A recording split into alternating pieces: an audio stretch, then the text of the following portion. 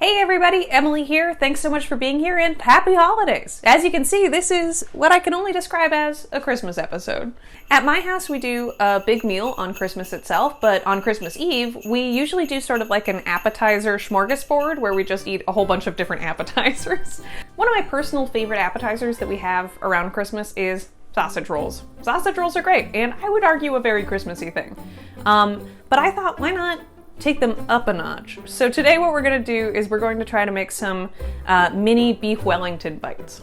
And I used Gordon Ramsay's recipe for real, like proper Beef Wellington as inspiration for this, but in many ways, what you're about to see is a recipe and technique all my own. So it's an Emily Duncan original and we'll see. So what we're going to be doing today is we're going to be using an air fryer, which I should say, promotional consideration for this episode provided by Redmond. Redmond is a company that makes home appliances, basically. They do like knives, they do air fryers, they do like the hand mixer kind of thing, all sorts of other stuff. And they very generously provided this air fryer to us to do this video and to have. So I'm going to be using an air fryer to make these tasty bites. And I will also just show you how to use it, give it a little demo, you know, because that was very nice of them. And so that's what we're gonna do. Let's go. All right, so the first thing we need to do for our Beef Wellington bites is handle our beef. So for this, I have a nice big sirloin steak. So for Beef Wellington, a lot of people use filet mignon, but because we're just doing little appetizer bites, I thought we would go with a slightly more affordable cut. And sirloin is a lot cheaper, but also very similar. You can get a nice tenderness with it. It's pretty lean. So it should do the same job as the filet, but at, you know, half the cost. So that's good. Now, the way that I devised to do this is we're gonna turn this into like steak logs. And so what I'm gonna do is I'm going to kind of like cut it in quarters like this. Measure twice, cut once, as they say. All right, so we have our beef logified. And now I'm going to turn on my cast iron skillet and I'm going to sear these off. Now, when searing them, I want to just give them a quick, hard sear. So I want my pan to be very hot and I'm just going to like kiss the outside because we don't want to over bake the inside when we air fry these later. All right, so a little bit of olive oil, nice hot skillet. Let's put those beef logs in.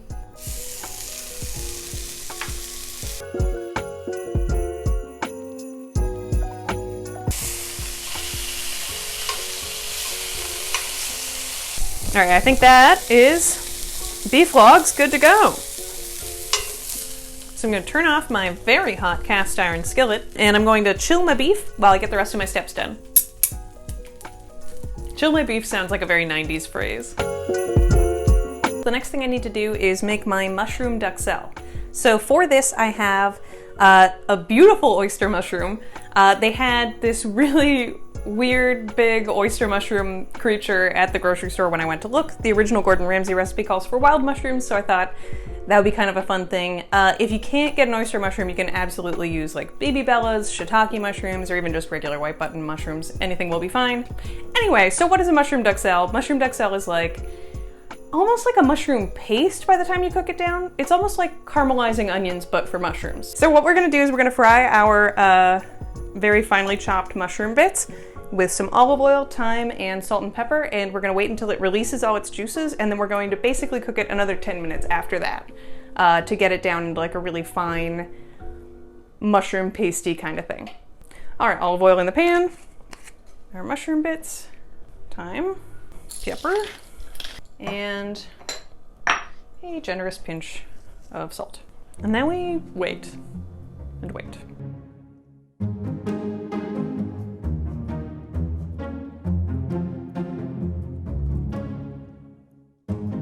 All right, so my duxelle has reduced down to something that would kind of function as a spread on like a cracker or something. And I'm just gonna put it into a little Tupperware and put it in the fridge to cool off. So the next thing we need to do for our Beef Wellington bites is we have this puff pastry that I thawed. This was just some pre-made frozen puff pastry. All right, so the first thing I need to do is I just need to unwrap my thawed pastry sheets and roll them out a little bit, and then I'm going to measure them to figure out how much I need to cover my beef logs. And we're just gonna take our rolling pin and start kind of, just do your best. If it's not perfect, it'll still taste pretty good. Just like there. Yeah, I think we can do 3 with 1 puff pastry sheet. Probably. We're gonna pop these in the fridge just to chill out. Put these back in the fridge, and I'm going to get my prosciutto going, or my Parma ham, if you will. All right, so our next step is to assemble our beef logs minus the puff pastry. We have 4 beef logs and 12 pieces of prosciutto, so we're gonna do 3 per beef log. I feel like calling it a beef log is maybe not the most appealing thing I could be doing right now, but it's just what's coming out, so we're sticking with it for now. I'm going to assemble my prosciutto wrap, put a little mushroom duxelle down the middle, put the beef log, try and wrap it like a sushi roll, kind of. Honestly, this is definitely the most complicated step in this process. I think any outcome is a fine outcome as long as it all kind of works out. Let's go beef log, and then we're just gonna do that. You know what? I don't want to say I feel like I'm succeeding, but I feel like I'm succeeding here. And we'll just do that 3 more times. All right, so while our beef logs wrapped in prosciutto sit in the fridge, we're just gonna make our sauce for this. Now, really this should be a red wine reduction, so that's what we're doing. So we have some butter in the pan, and we're gonna add some garlic and shallots. And we're gonna cook those until our shallots are kind of a golden brown. As you can see, my handsome assistant Dan is taking this one. Say hi to the people, Dan. And then we're gonna add just some dry white wine. Nope. And then we're gonna add some red wine. I got a little Cab Sauvignon.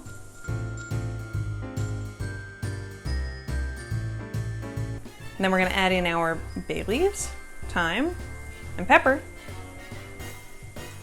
And we're just gonna reduce that down as much as we possibly can, add a little stock, reduce it again, strain it, and we've got ourselves a red wine reduction.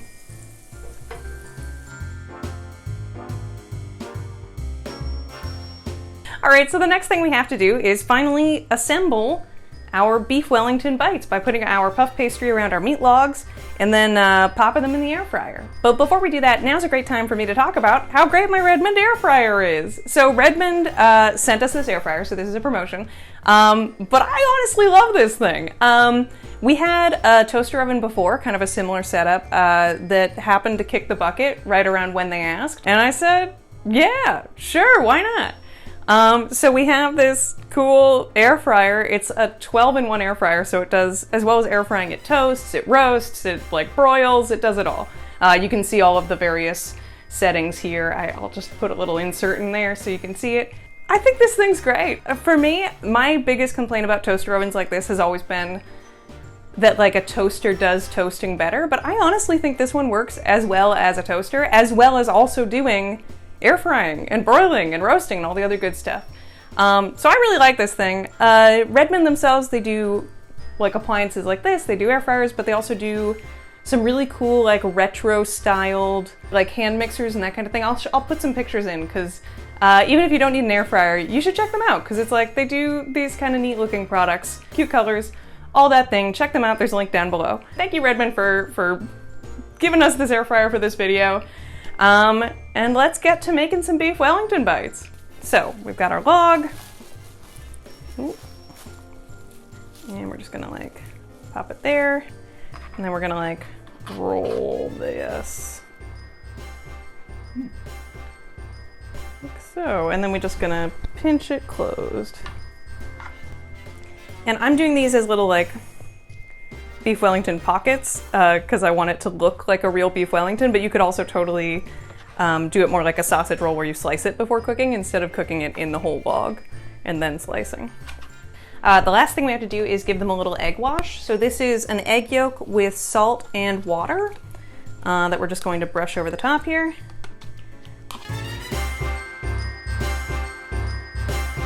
All right, cool, I think that's good. And then what we're gonna do is just use our fork to put a couple vent holes in these things. You could do like a fancy scoring thing, but we're not gonna do that today. All right, we're gonna grab our pan, spray these suckers, and put them in.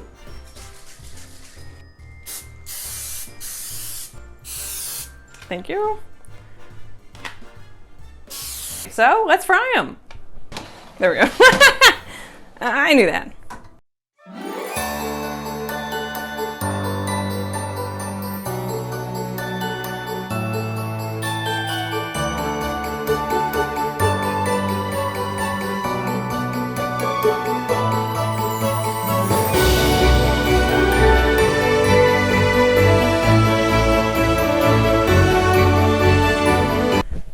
Let's see how these guys turned out. Very brown. These look beautiful. We're gonna plate them up, and then we're gonna taste them, and then we're gonna have a jolly good time.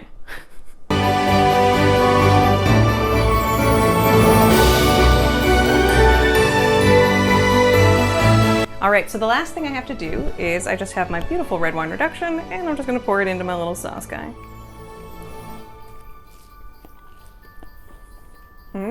Right? Mm-hmm. Oh, a big mouthful. Oh, wow. And puff pastry is nice and crisp. The beef stayed good and tender. The mushroom brings like that extra earthiness. You get a little freshness from the parsley. And then the prosciutto is like salty, and it just has like that delicious depth that prosciutto brings to anything. I think it's a great combination, and the red wine just lifts it all. The red wine reduction just gives it like extra tang. And the air frying really gave it like a crisp outside, which is really nice. It browned it perfectly, cooked that puff pastry without overcooking the beef inside. You can see it's a little pink in the middle. I would say top notch.